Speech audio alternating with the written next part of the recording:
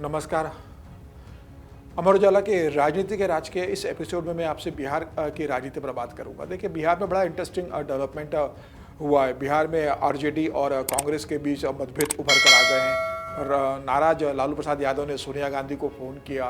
तेजस्वी यादव और राहुल गांधी के बीच सहमति नहीं बन पा रही। तो ये पूरा समीकरण क्या है, बिहार की राजनीति में क्या हो रहा है, ये इस पर मैं आपसे आज चर्चा करने जा रहा हूँ। देखिए, अभी राहुल गांधी और तेजस्वी यादव ने बिहार में वोट अधिकार यात्रा रैली निकाली थी।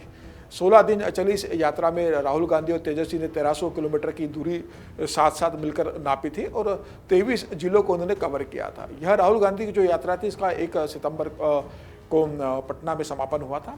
और इस राहुल गांधी की इस रैली से कांग्रेस के कार्यकर्ताओं में बहुत उत्साह था और कांग्रेस को लग रहा था कि ये रैली जो हुई है यह बहुत उत्साहवर्धक रही है और राहुल गांधी की इस रैली ने कांग्रेस के अंदर जान फूंक दी है।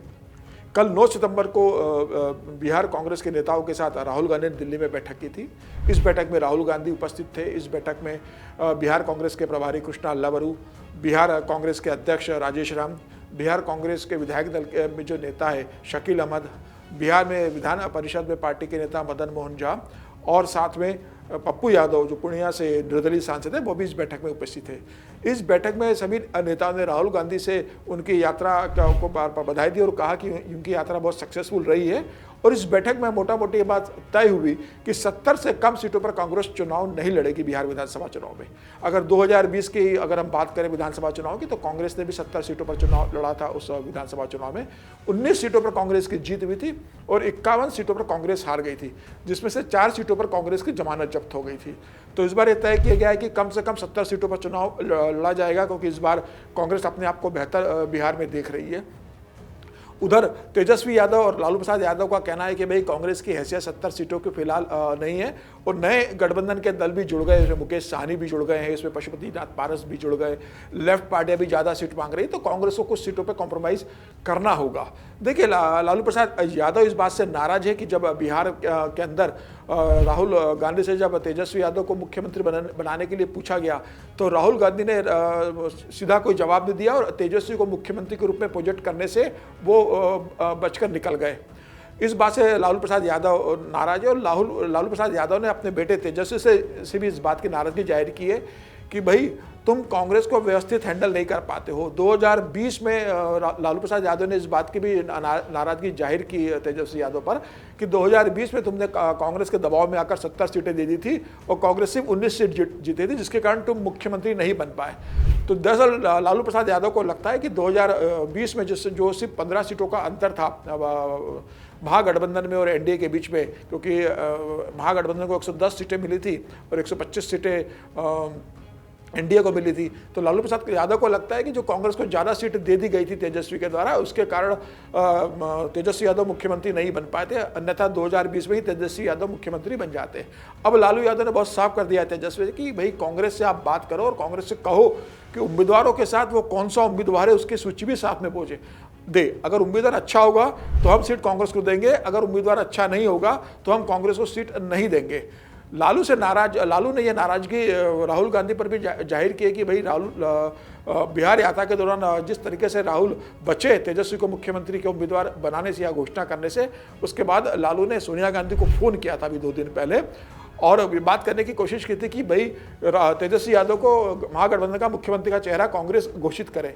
खबर यह है कि सोनिया गांधी ने लालू से फोन पर बात नहीं की और लालू को संदेश भिजवा दिया कि बिहार को लेकर उन्हें जो भी बात करनी है वो राहुल गांधी से करना पड़ेगी। राहुल गांधी इस मामले में फैसला लेंगे। तो अब क्या राहुल गांधी तेजस्वी यादव को मुख्यमंत्री का चेहरा घोषित करेंगे? क्या राहुल गांधी 70 सीटों से कम पर चुनाव नहीं लड़ेंगे? ये तय है, क्योंकि वो मान के चल रहे कि 70 से कम सीटों पर चुनाव लड़ना उनके हित में नहीं रहेगा। तो सोनिया गांधी ने लालू प्रसाद यादव से बात न कर लालू प्रसाद यादव को संकेत दे दिया है कि भाई अब मैं राजनीति नहीं देखती हूँ, राहुल गांधी राजनीति देखते हैं और आपको राहुल गांधी से बात करना पड़ेगी। देखिए, कांग्रेस से कई कारण है 70 सीटें मांगने के। कांग्रेस जो गणित लेकर चल रही है उसके हिसाब से कांग्रेस को लगता है कि देखिए कांग्रेस का जो पहला समीकरण ये है कि 2020 का अगर विधानसभा चुनाव देखें तो कांग्रेस ने 44 सीटों पर दूसरे नंबर पर रही थी, मतलब रनर अप रही थी।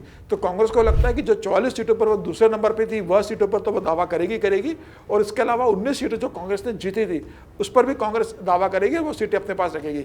तो इस तरीके से 63 सीटें कांग्रेस को लगता है जो 63 सीटों पर पर उसकी दावेदारी मजबूत है और वो 63 सीटों से कम पर नहीं मानेगी। जबकि लालू प्रसाद यादव का कहना है कि भाई 52 से 55 के बीच कांग्रेस को सीटें दी जाएगी, क्योंकि बाकी गठबंधन के सहयोगी दलों को भी एडजस्ट करना है।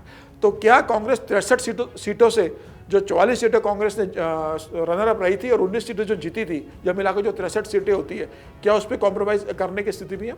कांग्रेस का कहना है कि भाई अगर आप देखिए 2019 का जब लोकसभा चुनाव हुआ था तो बिहार से कांग्रेस को सिर्फ एक सीट मिली थी, एक ही सांसद जीत पाया था। उसके बाद 2020 का जब विधानसभा चुनाव हुआ तो 70 सीटें कांग्रेस विधानसभा चुनाव लड़ी थी। तो कांग्रेस का कहना है कि 2024 में तो हमारे पास 3 सांसद हैं ऑलरेडी। उसके अलावा पप्पू यादव की अगर बात करें, जो पूर्णिया से सांसद है, वह भी कांग्रेस खेमे में माने जाते हैं, भले ही वो निर्दलीय जीते थे। तो कांग्रेस का कहना है कि भाई 4 सांसदों का कोटा हमारे पास अभी बिहार से है, तो इसी स्थिति में हम 70 से कम पर चुनाव कैसे लड़ेंगे? हमें 70 सीटें इस बार चाहिए। और कांग्रेस को लग रहा है कि जिस तरीके से राजेश राम दलित को प्रदेश अध्यक्ष बना दिया, राहुल गांधी की यात्रा हुई है, जिस तरीके से राहुल गांधी ओबीसी पिछड़े लोगों की बात कर रहे हैं, तो कांग्रेस के प्रति लोगों का जुड़ाव हो रहा है। तो कांग्रेस 70 से नीचे मानने को तैयार नहीं है। तो क्या लालू प्रसाद यादव 70 सीटों पर कांग्रेस को देंगे लड़ने के लिए चुनाव?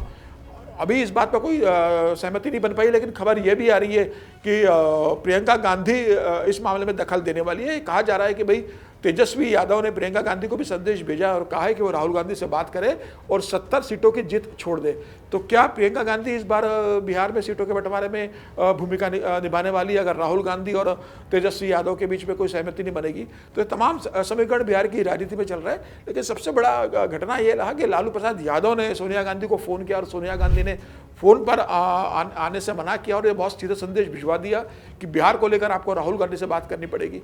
तो क्या अब बिहार की राजनीति में तेजस्वी यादव बैकसीट पर चले गए और आरजेडी की कमान लालू प्रसाद यादव ने सीटें बंटवारे को लेकर अपने हाथ में ले ली है? तो अभी देखने वाला बात होगी कि आने वाले दिनों में कैसा सीटों का बंटवारा होता है। कांग्रेस 70 से नीचे जाने को तैयार नहीं है और लालू प्रसाद यादव 55 से ज़्यादा देने को तैयार नहीं है। तो क्या कहीं जाकर इनके बीच सहमति बनेगी? कांग्रेस के एक वरिष्ठ नेता ने बहुत स्पष्ट कह दिया है कि 63 सीटों से नीचे हम मानेंगे नहीं। 63 सीटों पर हमारा अधिकार बनता है। जो 19 सीटें हमने जीती है और 44 सीटों जहाँ पर हम दूसरे नंबर पर रहे थे, रनर अप रहे थे, वो हम सीटें नहीं छोड़ेंगे।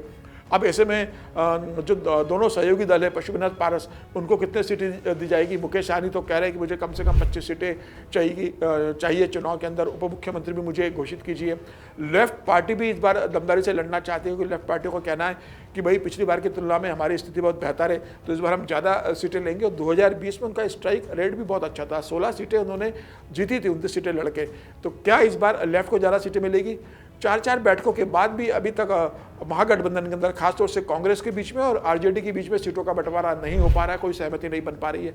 कहा जा रहा है कि 15 सितंबर को कांग्रेस बिहार कांग्रेस चुनाव समिति की बैठक होगी, वहाँ से फाइनल सूची तैयार कर दिल्ली भेजी जाएगी और उसके बाद 16 और 17 सितंबर को कांग्रेस उस पर मुहर लगाएगी।